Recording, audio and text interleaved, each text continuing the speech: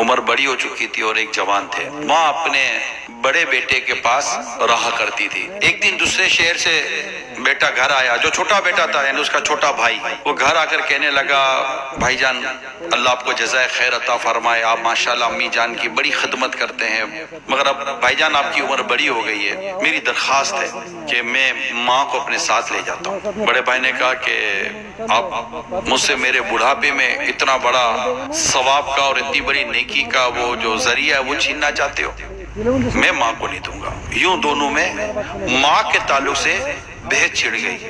حتیٰ کہ جب چھوٹے بھائی نے زیادہ وہ کیا تو دونوں بھائیوں نے عدالت میں مقدمہ کر دیا.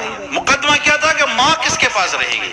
قاضی نے دونوں کے دلائل سنے, دونوں کی محبت, دونوں کی عقیدت, دونوں کی چاہت, دونوں کی طلب مثالی.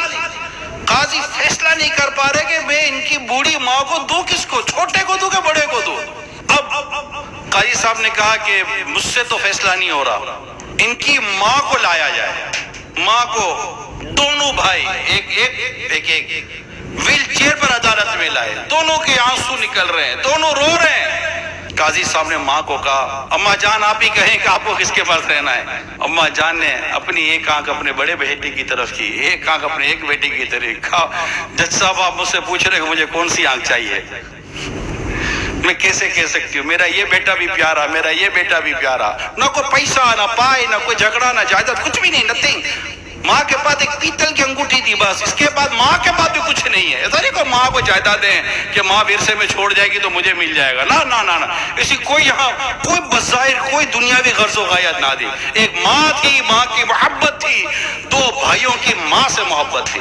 ماں نے کہا کہ فیصلہ تو مجھ سے نہیں ہو سکے گا, میرا دونوں بیٹے مجھ سے پیار کرتے ہیں, مجھے دونوں بیٹے پیارے لگتے ہیں, اب میں کیا کہہ سکتی ہوں کہ میں کس کے پاس رہوں گی. قاضی صاحب فیصلہ تو آپ ہی کریں.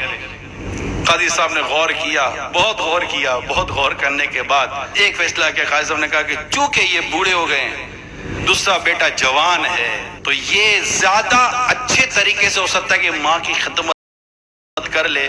اور اس طرح قاضی صاحب نے یہ فیصلہ کیا کہ ماں اپنے چھوٹے بیٹے کے ساتھ چلی جائے.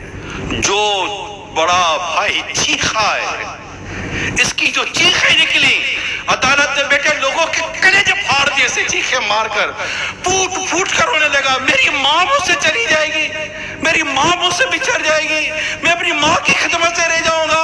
ہائے میرا بڑھاپا کہ میرے اس بڑھاپے نے میری بوڑھی ماں کو مجھ سے جدا کر دیا. خوش نصیب ہے وہ گھرانہ جو اپنے ماں باپ کی خدمت کر جائے. اپنے والدین کی ہمیں قدر کرنی ہے.